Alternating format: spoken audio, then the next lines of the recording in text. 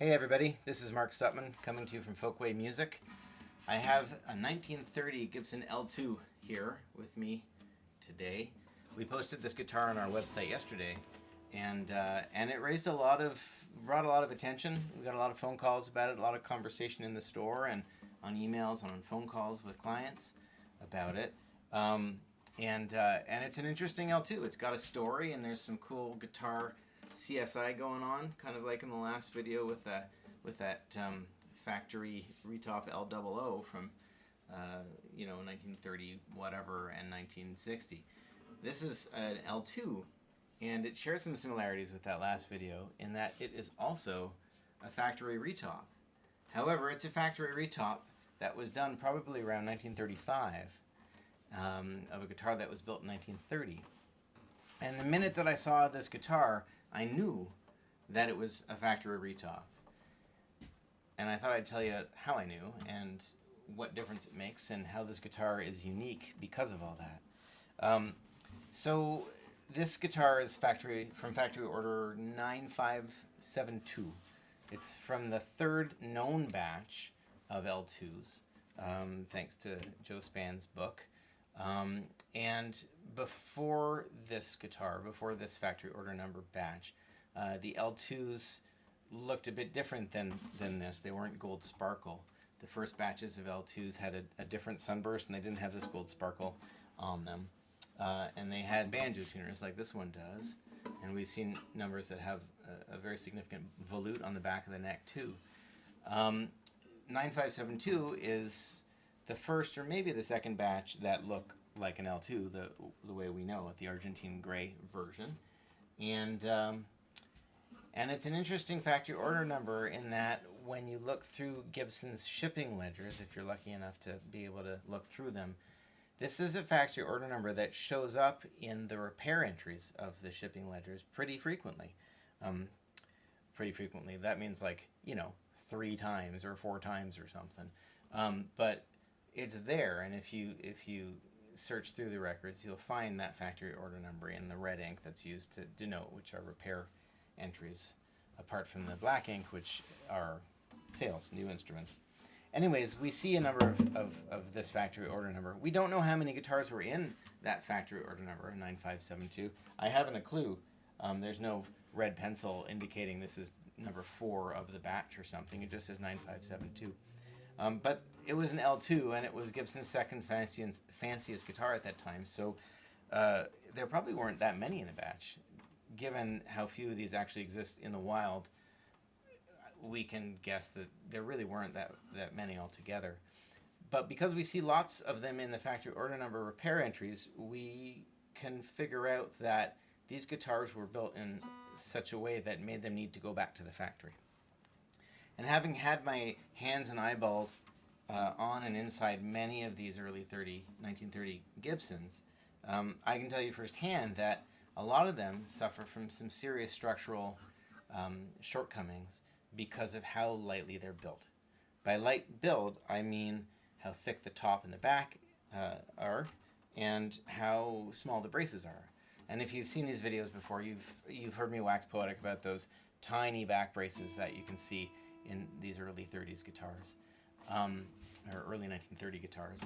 And because they were built so lightly, with tops that could be as little as 85 thousandths of an inch thick, and bridge plates that could be as little as 40 thousandths of an inch thick, conversely compared to 100 thousandths of an inch, which is a more modern standard, and top thickness 125 thousand, 135 thousandths thick, which is again a modern standard, or a mid-30 standard. Because they were built so lightly and strung with steel strings, a lot of these guitars had tendencies to really kind of torque over time. Braces would let go because the brace is so skinny. They were only 3/16 wide. There's not a lot of glue surface area. They were really thin. The braces would crack. Oh, I have one right here. Excuse me. Excuse my funny photo angle. Here's a brace. Here's an X brace from a guitar just like this. This is the X from an L2, a guitar that was very badly damaged and needed to be completely rebraced. And they're really, really, really small braces. I think I've got a brace over here, actually. Yeah, is this the one? Nope, this one. Here, this one. So this is a banner. This is the brace from my own LG2 that fell out 20 years ago, and I never put it back in. It's just here as a reminder and a reference. So this is the face brace from my LG2. This is the X brace from the from an L2. All right, so you can see right off the top how different they are. And then if you look at them in thickness, look how different those thicknesses are, right? This guy's 1/4 of an inch, or maybe 5/16 even, and this guy is less than 3/16. So when you have that little surface area at the end of a brace, it's not uncommon for them to break at the ends, or in the middle, or in multiple places, which is what happened with this brace. It's broken right here at the X, so it wasn't fit to get reinstalled. Anyways, a lot of these guitars with those tiny braces didn't survive, and so Gibson by 1931 started thickening things up, and 32 more so, and 33 a little bit more so, and by 34, mid 34, they were building their guitars sort of the way they built them for the rest of the 30s. That's why there's such differences between these guitars throughout the 30s. Anyways, an early 1930 L2 would have this crazy tiny X-brace situation, and a top that's really thin, and a back that's really thin as well. I mean, you can kind of hear how light that sounds. Anyways, a lot of them didn't survive, and the ones that did survive, kind of, sort of, we often see today with big top deflection, caving in at the sound hole, brace repairs all over the place. Anyways, this guitar is like got a perfect top arch. It's almost crack-free. It's just an amazing, gorgeous condition. But right out of the box, I said, well, that's a retop guitar. And what clued me off is this bridge. So this bridge, as you can see, has a bit of a rounded profile to the wings. It's got these yellowy bridge pins that are slotted. It's got, you can see the profile of the bridge wing here, how it's kind of swoopy and then swoops down. It's very different than the bridge that was standard on a Gibson guitar in 1930 and 31, which looks like this. This is a 1931 L1. That's the original bridge. It's unmodified. You can see the profile of that bridge, how different it is. Completely different animal. And square ends. It's a much more square bridge and very sharp, a sharp radius on the wings. So that's the bridge you'd expect to see on an L2. And this is the bridge that you do see on this L2. Now this bridge is very much a Gibson bridge, and it's a very accurate Gibson bridge. It's an original, accurate Gibson bridge from 1934, 35, 36, 37, something around there. I'm calling it a 35 because just because of how it's made. By the late 30s, they're shaped ever so slightly differently, but I'm not going to go that esoteric on you. I'm going to call it a 1935 bridge. Then I looked inside this guitar with a mirror, and the top braces and bridge plate, it looks like you're looking inside an L-00 from the mid-30s. The bridge plate is about 80 thousandths of an inch thick, and the braces are taller and more robust, like a mid-30s L-00. The top wood is better. It's a much nicer top than what you normally find on an L-00. Very consistent, even grain, not a ton of run out, and clearly it was a good piece of spruce because it's held its shape really nicely over these years. Anyways, the final thing that tipped me off, if I needed any more, was that underneath the fretboard, underneath the binding, you see a dark strip there.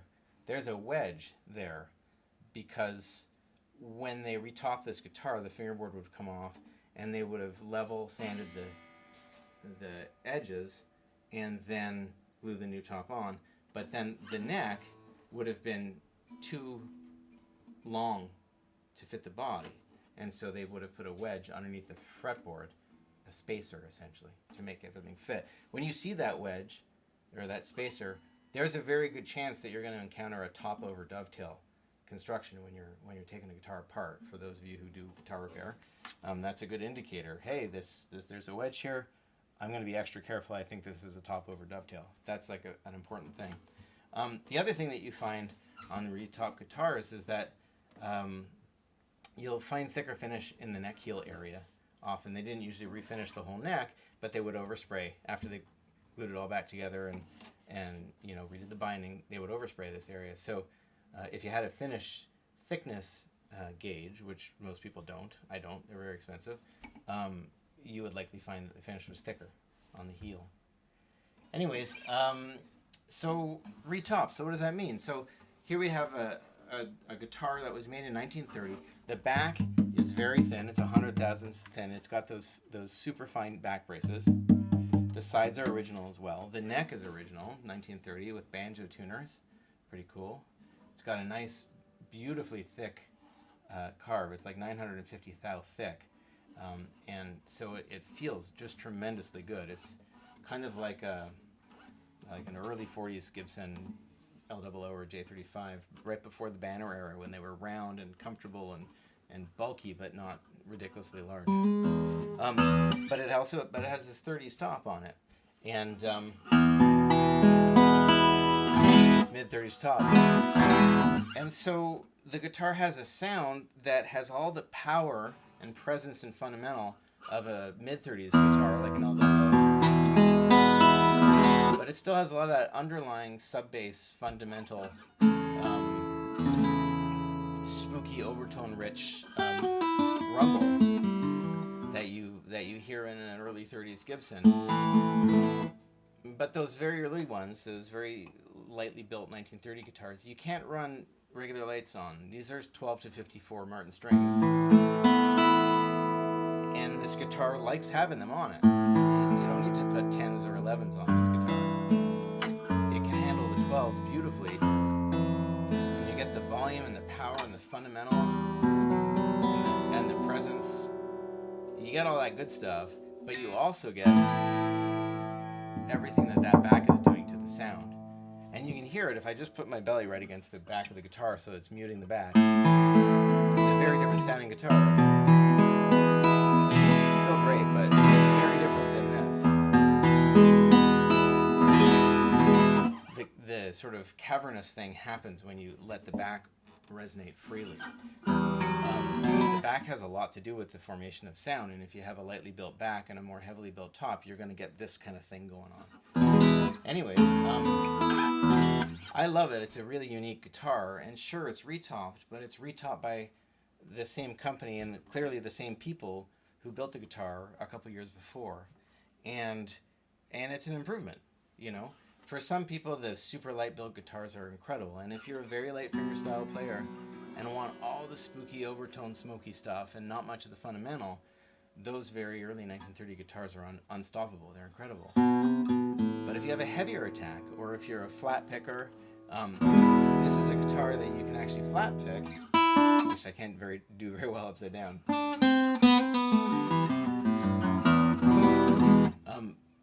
But it still gives you all that warmth and smoky stuff that these early 30 Gibsons are kind of famous for. And it's in incredible condition, and it has a great story, and the neck is amazing, and all those sort of things. So, so I guess I'm saying just because it's a retop doesn't mean it should be a discounted guitar. It's sometimes maybe even a more special guitar because of that. I actually suspect that a lot of these early 1930 guitars, I think Gibson retopped a ton of them. I think they did this every day to guitars that were failing. And 80 years later, 90 years later, we don't know sometimes that they were retopped. Sometimes they would have been retopped within the same year, and you couldn't tell. We can't tell now.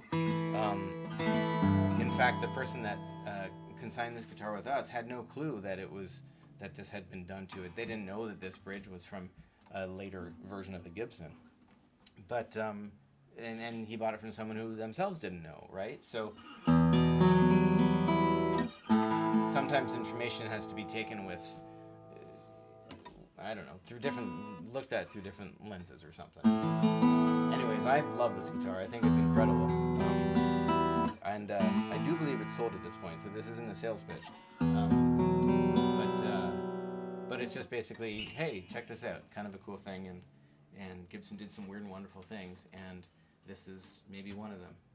Anyways, I'm going to miss it when it goes, but it's a really cool guitar, and perhaps if you have a chance to play a Gold Sparkle L2 somewhere, make it happen. They're pretty magical. All right, well, thanks for watching. We'll catch you next time. Take care.